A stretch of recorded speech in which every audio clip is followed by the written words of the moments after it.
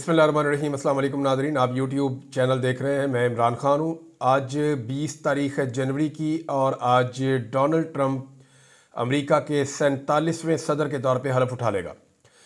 Donald Trump की टोपी पे आप देखते होंगे रेड कलर की टोपी, वो हर जगह पे पहन के डोनाल्ड ट्रंप अपनी पूरी कंपेन करता रहा और डोनाल्ड ट्रंप की टोपी के सामने ट्रंप लिखा हुआ था और साइड पे आपने देखा होगा कि 45 एंड 47 लिखा हुआ होता था। पाकिस्तान में कई लोग ये कहते थे कि ये फार्म 47 और फार्म 45, और कुछ लोग पूछते थे कि ये किस लिए है। तो देखें, वो 45वां सदर था अमेरिका का और 46 यानी 46वां सदर जो बाइडन बना। डोनाल्ड ट्रंप ने कहा कि उसके साथ धांधली हुई है और अब दोबारा डोनाल्ड ट्रंप मुंतखब हो गया, तो वो 47वां सदर है अमेरिका का। डोनाल्ड ट्रंप आज के बाद अमेरिका के सदर होगा। जो बाइडन जो है वो चला गया और जो बाइडन का जो सहारा पाकिस्तान की एस्टेब्लिशमेंट को और हुकूमत को मैसर था वो अब मौजूद नहीं रहेगा। बैरूनी दबाव बढ़ता चला जाएगा। अमेरिका के अंदर एक कांग्रेशनल मीटिंग आ रही है, ये 22 तारीख को आ रही है। पहले आप देख लें कि डोनाल्ड ट्रंप की जो टीम है वो किस नौयत की है और इस टीम के ख्यालात किस नौयत के हैं। देखें, क्या वाकई में पाकिस्तान के ऊपर ये दबाव आएगा, ये सवाल सबसे ज़्यादा पूछा जाता है।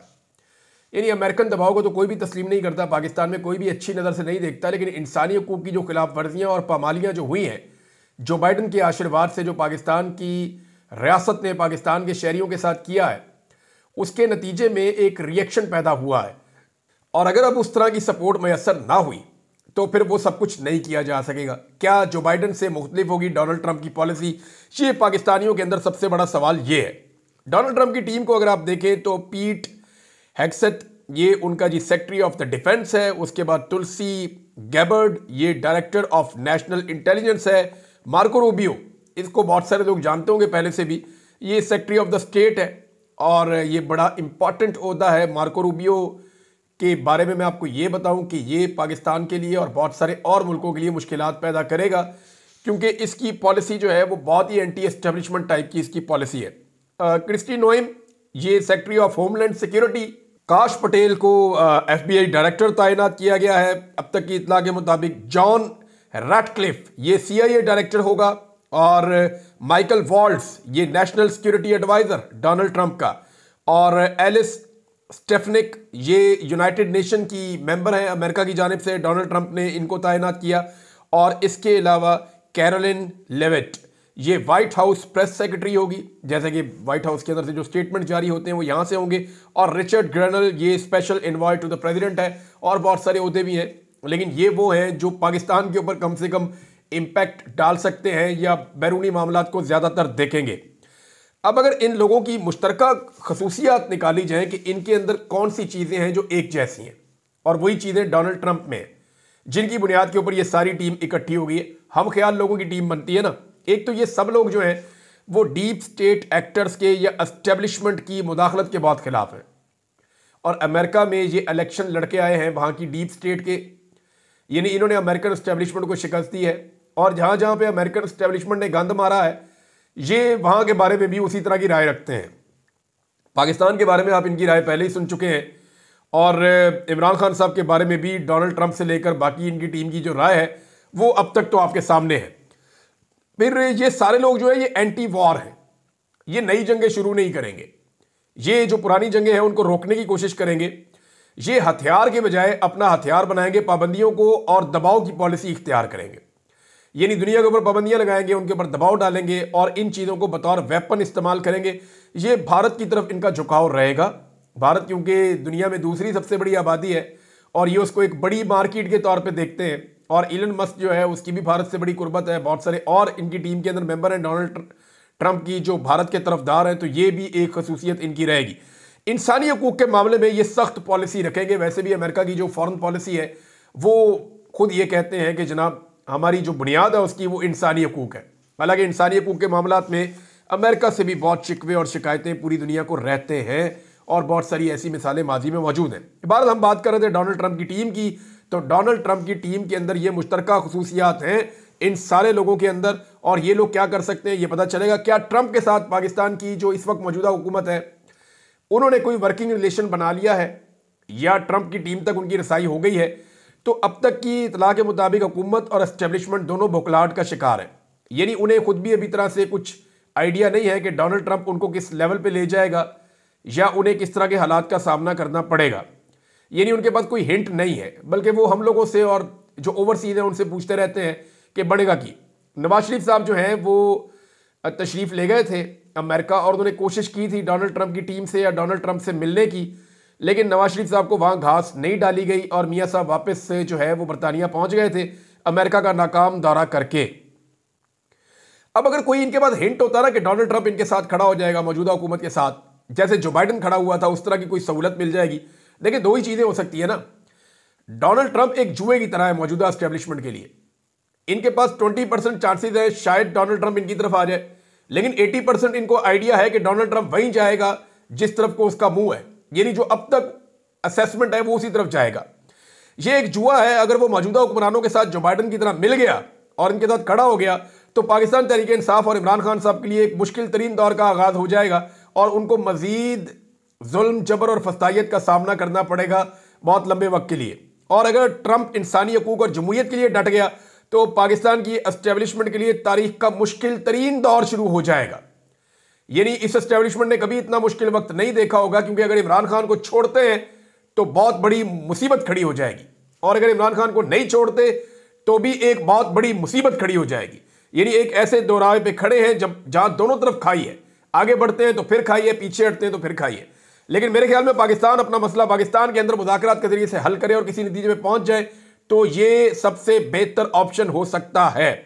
डोनाल्ड ट्रंप की ताकत का आप अंदाजा यहां से लगा लें कि उसने सदर का हलफ उठाने से पहले इसराइल के अंदर जंगबंदी करवा दी है। यानी फलस्तीन के ऊपर जो अटैक किया था इसराइल ने, वो जंगबंदी करवाई है। इसराइल में दबाव उनका काम कर गया है। इसराइल ने इंसानी हकूक की बहुत सारी खिलाफ वर्जियां की हैं और अब उनके वुज़रा जो हैं वो इस दबाव की वजह से रेजिग्नेशन दे रहे हैं, उनके इस्तीफे आ रहे हैं।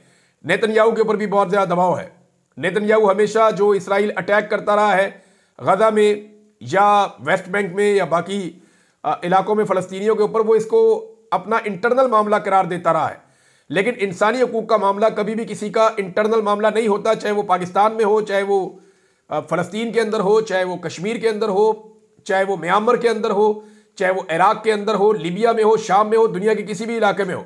इंसानी हकूक का मामला किसी भी मुल्क का अंदरूनी मामला नहीं होता और अमेरिकन अपनी पॉलिसी इंसानी हकूक के मामला को रख कर बनाते हैं या कम से कम इसको इस्तेमाल करते हैं।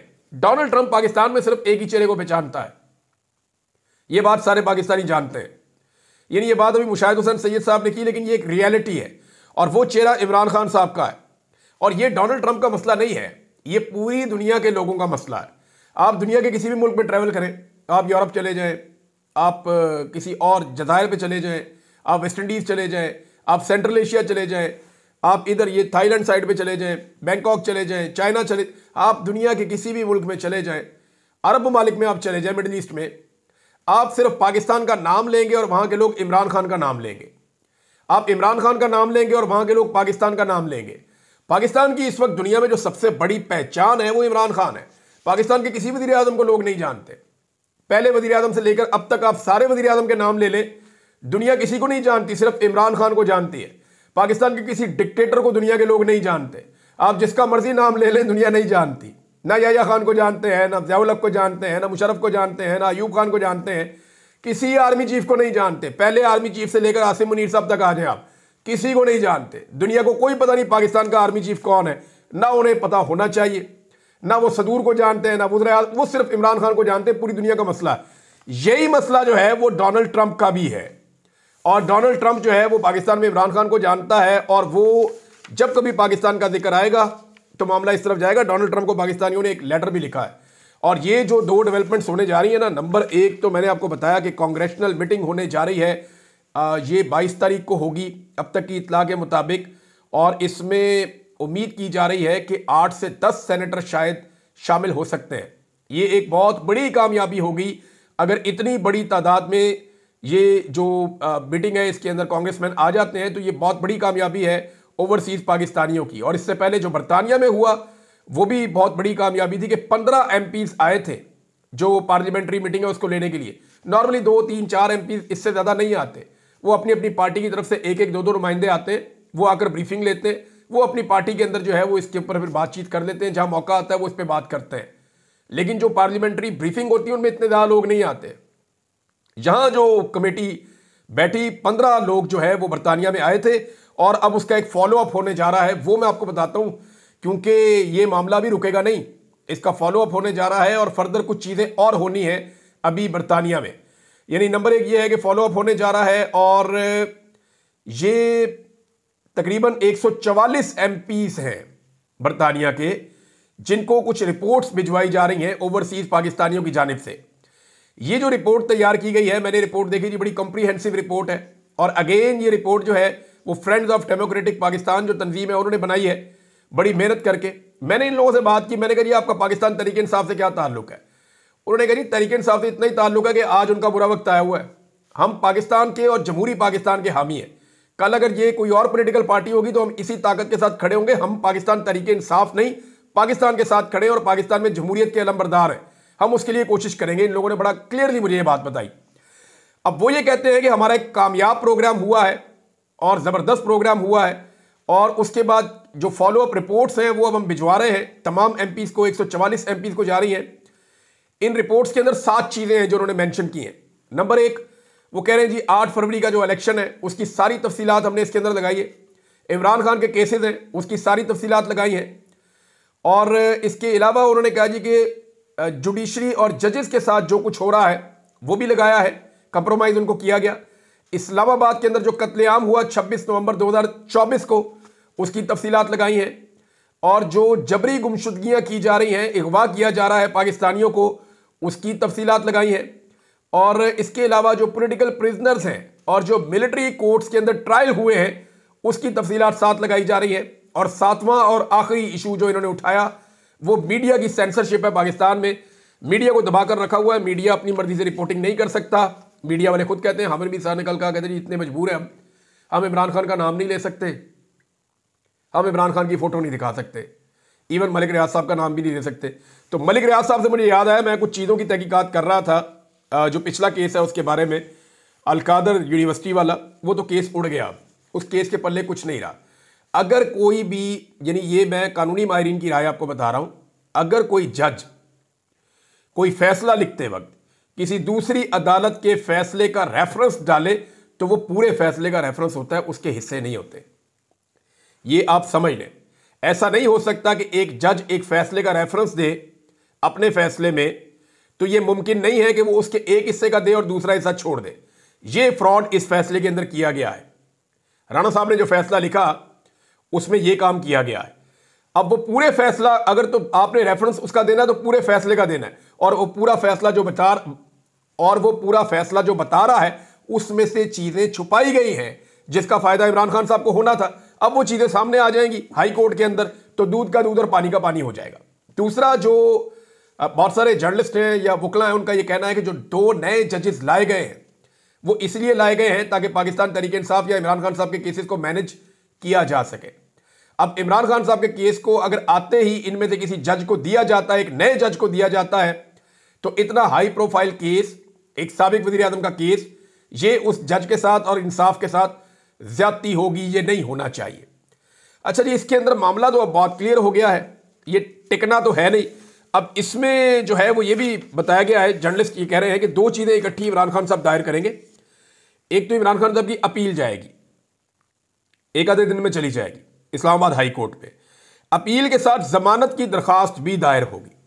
ये 2 चीजें जानी है, साथ अपील जानी है, साथ जमानत की दरखास्त जानी है। और ये बात आप याद रखिएगा कि 1 से 1.5 माह से ज्यादा जमानत की दरखास्त जो है वो पेंड नहीं हो सकती। 1 से 1.5 माह के अंदर जमानत का फैसला हो जाएगा और इमरान खान साहब को इसमें डेफिनेटली जमानत मिल जाएगी। ये नहीं हो सकता कि इसमें जमानत ना मिले। अब जनाब, ये जो मामला है ये शुरू हुआ था उस वक्त जब मलिक रियाज की फैमिली ने खरीदा था 1 हाइड पार्क। ये आई ना कहानी, इसके बारे में मैं लगा हुआ था कि ये हुआ कैसे था। तो नाज़रीन, हुआ ये था कि मलिक रियाज साहब को वजीर आजम उस वक्त के नवाज शरीफ साहब ने बुलवाया था, बुलवा के उनसे मुलाकात की थी और उस मुलाकात में मलिक रियाज साहब को कहा था कि मेरा बेटा जो है वो मुश्किल में है, लिहाजा वो जो 1 हाइड पार्क की प्रॉपर्टी है वो आप खरीद लें बरतानिया में। और फिर हसन नवाज ने 2 नंबरी करते हुए वो प्रॉपर्टी दुगनी कीमत पे बेची मलिक रियाज साहब के साहबजादे की कंपनी को। और ये एक धोखा दिया गया था। यानी जो 9 अरब की प्रॉपर्टी थी उसको 18 अरब में बेचा लगभग। उस वक्त इसकी 20 मिलियन पाउंड की वर्थ थी और इसको 45 मिलियन पाउंड्स के अंदर बेचा गया था मलिक रियाज के बेटे की कंपनी को, और इजाफी पैसे वसूल किए थे। ये वही हसन नवाज है जो इस वक्त बरतानिया से निकल लिया दिवालिया होने के बाद। यानी इसने सारा पैसा इकट्ठा किया, वन हाइट पार्क को भी बेचा, अपनी सारी कंपनियों को दिवालिया साबित किया और अरबों रुपया लेकर ये बरतानिया से निकल लिया। और दूसरी तरफ जो मलिक रियाज साहब जो हैं उनके वहां पे जो है अकाउंट फ्रीज हो गए।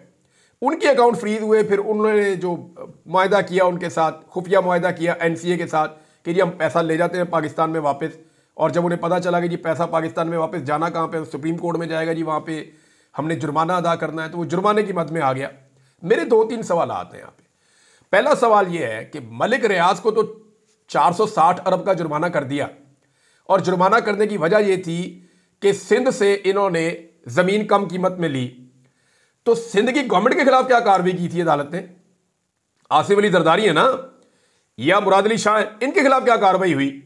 मलिक रियाज को तो जुर्माना हो गया, इनके खिलाफ क्या कार्रवाई हुई? जिन्होंने ओने पोने या जिन्होंने नुकसान किया सरकार का, उनके खिलाफ कोई कार्रवाई नहीं हुई। उनमें से एक आज सदर और एक वजीर आला है। दूसरा, वन हाइट पार्क, जहां से यह कहानी शुरू होती है, नवाज शरीफ या उसके बेटे से किसी ने सवाल पूछा या वहां कोई कार्रवाई हुई? और तीसरी बात यह है, ये तो अल मशरिक बैंक है, उन्होंने खुद स्टेटमेंट दिया हुआ है आके, डायरेक्ट वहां जो उनका सीईओ है उसने आकर बता दिया था कि जनाब ये पैसे मलिक फैमिली के हैं, वो खुद अपनी मर्जी से पाकिस्तान में लाके अपना जुर्माना पे कर रहे हैं। ये उन्होंने आकर बता दिया था।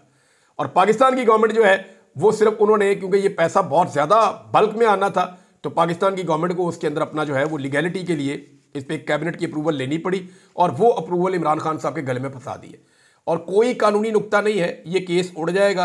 ये मैं आपको पहले भी बता चुका हूं, अब फिर आपको बता रहा हूं। अब नाज़रीन, नया एक मंजन पाकिस्तान में लाया गया। पाकिस्तान की एस्टेब्लिशमेंट ने वैसे सारे ही तजुर्बे कर लिए हैं पाकिस्तान के साथ, ये एक नया तजुर्बा है जो अब दोबारा मार्केट में लॉन्च किया गया। देखिए, एस्टेब्लिशमेंट ने गुज़िश्ता 3 सालों में अपने तमाम वो ख्वाहिशात पूरी की हैं जो वो करना चाहते थे। यानी उन्होंने टेक्नोक्रेट लगाकर देख लिए, लंबी निगरान हुकूमत बनाने की बातें होती थी वो भी उन्होंने करके देख ली, अदालतों पर और इदारों पर मुकम्मल कंट्रोल करना चाहते थे वो भी करके देख लिया, फौजी अदालतों में ट्रायल करना चाहते थे वो भी करके देख लिया, धांधली से तमाम जमातों को 2 मरतबा उन्होंने हुकूमत बनाकर देख ली। यानी वो चाहते थे कौमी हुकूमत तश्कील दी जाए, सारी जमातें पीटीआई को निकाल के उन्होंने इकट्ठी कर दी, सारी जमातें इकट्ठी की ना, 11-12 जमातें मिला के उन्होंने हुकूमत बना दी थी पीडीएम की, सारे उसके अंदर बैठे हुए थे।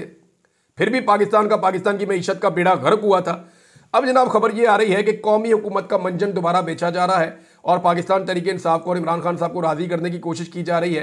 अच्छा जी, आप कोई और बात नहीं मानते, आप डील नहीं करना चाहते, आप ना करें, पाकिस्तान की खातिर एक कौमी हुकूमत आप बना दें।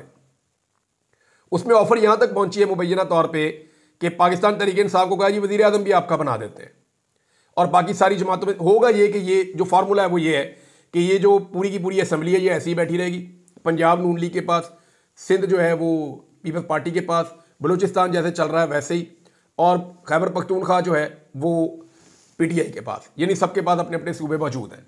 और अब किया यह जाएगा कि इसी सेटअप के अंदर एक कौमी हुकूमत बना दी जाएगी, जितने एमएनए है ना सारे के सारे वो मौजूद रहेंगे और सारी पार्टियां हुकूमत में आ जाएंगी, कोई भी पार्टी अपोजिशन में नहीं होगी, सारी पार्टियां मिलकर हुकूमत करेंगी और एक कौमी हुकूमत बनाएंगे साल 2 साल के लिए। और उसके अंदर कहते हैं जनाब कि हमने कोई कानून साजियां करनी है, कोई आईनी तरमीम करनी है, सारी चीज़ें सेट करके और फिर बाद में इंतखाबात करवा देंगे। ये नया मंजन मार्केट में है। इमरान खान साहब फिलहाल इसके ऊपर भी नहीं मान रहे, इस पर भी आमादा नहीं हो रहा है। देखिए, कौमी हुकूमत तो पहले बनाकर देख ली ना, पीटीआई को बाहर निकालकर कौमी हुकूमत बनाकर देख ली।